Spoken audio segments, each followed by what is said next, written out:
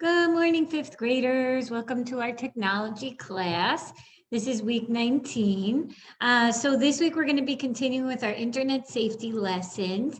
And before we get to that, let me just quickly go over our typing lesson for the week. So if you remember, every week we do get a typing lesson. So what I would do if I were you is set aside one day a week and have it be your typing day. And then just have like 10, 20 minutes, do your typing. Okay. And then that way, that's an easy way to get 100. So maybe if you have a planner where you write things down, maybe just quickly go ahead in your planner and like every Wednesday, write down typing, or every Friday or Monday, pick a day. And that way you just remember to get your typing done. Okay, so this week it's short paragraphs. That's the name of the typing assignment.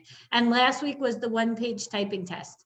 So it looks like only 26% of you did the typing for last week. So definitely the easiest way for you to stay on track and do well in the quarter is to make sure that you keep every week you get your stuff done. Don't like let yourself fall behind where you're 5 weeks behind, and then that's stressful, right? So we don't want that to happen to you guys. It's a new quarter. You can do amazing if you just keep yourself on track. All right, guys? So that's your typing. Let's move along now. So this week we are going to be learning about, the topic is called You Won't Believe This. And I feel like this is so relevant to you guys, because you guys are now, I hear you talking all the times about different things. Oh, did you know that this, like, if you eat ants for breakfast, you'll get 100 on your math test. Yeah, I saw it online. I watched it on YouTube. Oh yeah, did you know that, like, they said that Brussels sprouts, yeah, if you eat them every day for 3 weeks, then you're going to die. Yeah, that's what I saw it on YouTube, right? And you guys are always talking about things, saying that you saw it online, right? And that's because you're curious, right? You're curious. And it's great to be curious and to want to learn about things and know all these things, right?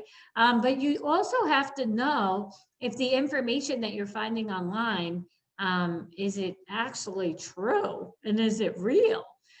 So what we're going to be learning about is something called clickbait. And if you've ever gone fishing before, you know that they have to use bait, right? They put it on the hook and they throw it out. And what does the bait do? The fish comes over and it's like, ooh, looks like a yummy meal, bites on it. The hook gets stuck and the fish gets caught, right? And you guys are kind of like the fish. And the internet is kind of like the sea. And all the little videos and links are kind of like the bait, right? They want you to click on it. That's why they call it clickbait. And not everything on the internet is clickbait, right? There are some things that actually they're real. They're real websites, they're real articles, real information. But then there are a ton of things out there that are not. And they're just clickbait. They're just getting you to click on it. Maybe they're getting you to click on it so that way you watch the video and you give them another view. Or you click on it and it takes you to a page where they want you to buy some sort of product or something, right? And then they get your money, right? So it really just comes down to getting people to click and getting them to make money and getting them to advertise their products and their different things to people on the internet. So we're going to go through some different things today and hopefully help you guys to learn how to be smart on the internet. So that way you don't fall for the tricks of clickbait. And you're not one of those kids who's at school talking about everything that you saw on the internet as if it was like truth. And that's it. I saw this on the internet. It is the truth. And so hopefully you guys will realize that not everything that you see on the internet is actually real, okay? So you have to really use your brain and be smarter than that.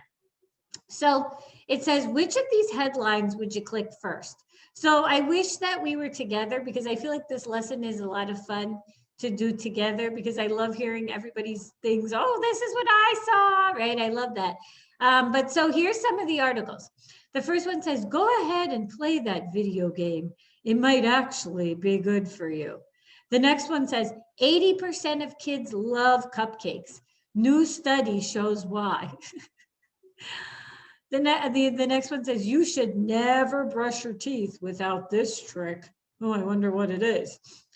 And then the last one says, you won't believe this, the children's story that's actually true. So I wonder, I bet, well, you guys would probably all have different things, right?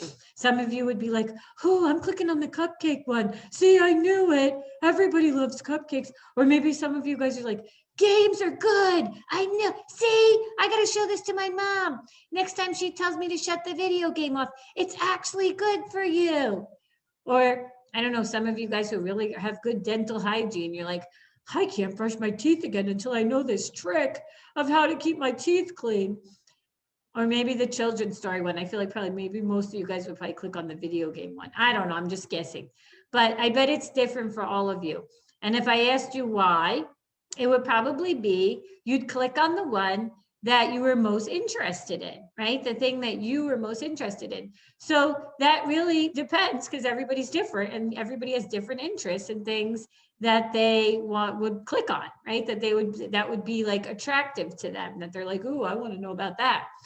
So, so you guys, these are examples of clickbait, right? Because they're giving you a catchy headline and it's something that relates to your life that you could say, yeah, that's definitely something I would want to know. And they want you to click on it, right? So that just some examples, because there is a curiosity gap.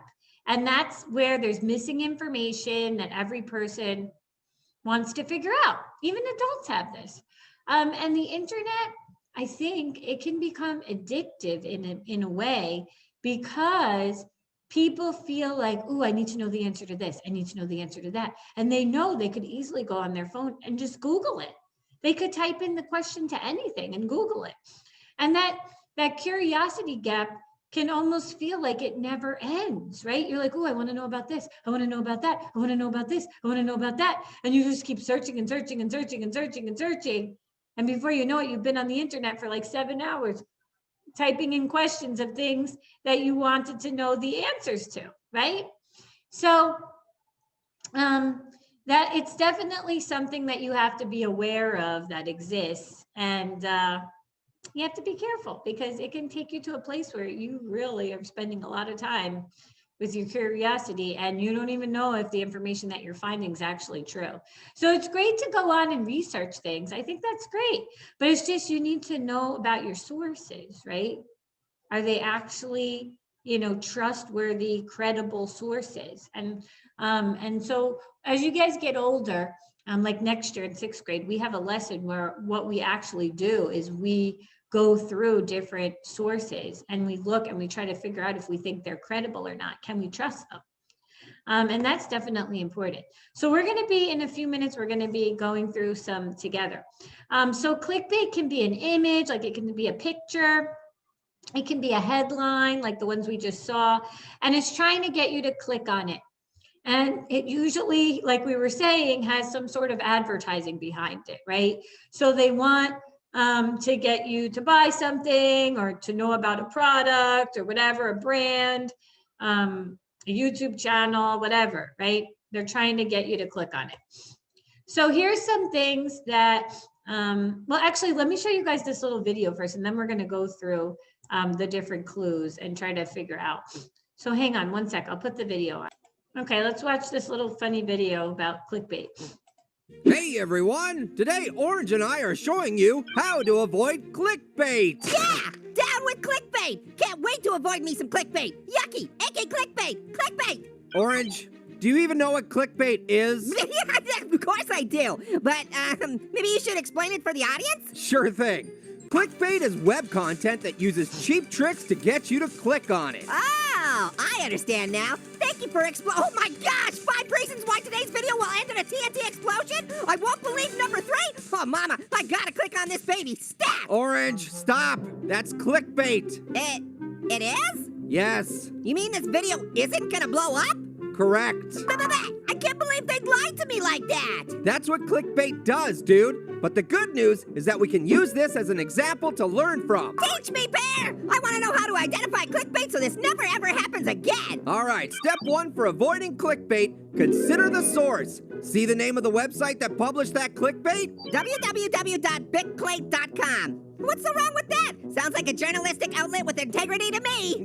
Rearrange the letters in Bitclate, dude. What does it spell? TNT explosion? What? No, dude, it's clickbait. Oh, yeah, I probably should have guessed that. And it's not always gonna be that obvious either. Every time you find yourself about to click on something that feels too sensationalist to be true, ask yourself, do I know and trust this publisher? Got it! So I won't click on this article. Instead, I'll click on this related article entitled 27 Ways to Stop TNT from Exploding. You won't believe ... Orange, no! But they couldn't fit the whole title on there. What does the ...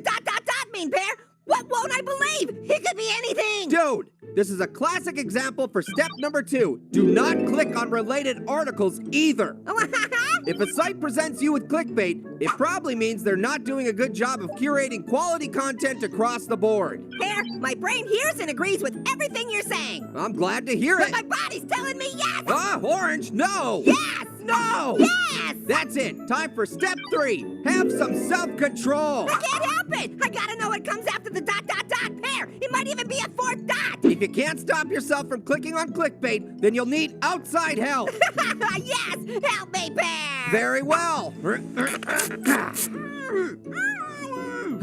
Wow, this silence is really nice. Should have done that a long time ago. Well, now that we've successfully avoided that clickbait, now it's time for me to relax. Dude, I know you want to click on it, but... Bear! You fool! We need a way to stop that TNT from exploding!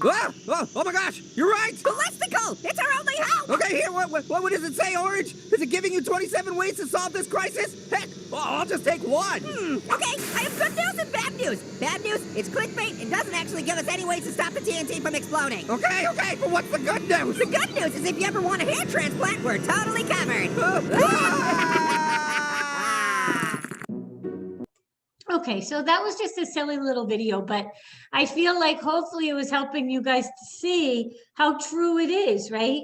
When you see something like that on the internet, you just want to click it so badly. You're like, oh, but it says that they will give me a free PS5 if I just click it and register. I need to click on it, right? And you just can't, it's hard to have self-control, right? Or you're like, you see something so catchy and you just can't resist, right?